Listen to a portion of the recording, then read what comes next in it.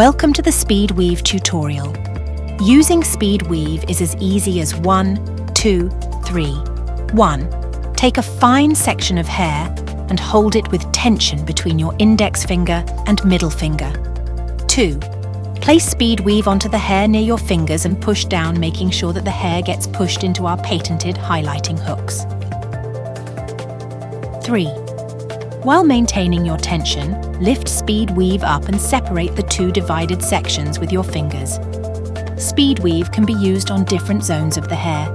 Using it towards the roots, mid-lengths and ends will give you weaves that are slightly more spread apart.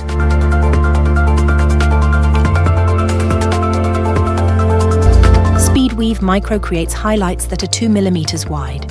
Great for finer hair texture and gives a hyper-natural result. Speed Weave Classic creates highlights that are 3 mm wide. Great for all hair textures and gives a classic highlighted result. Speed Weave Texture creates highlights that are 4 mm wide.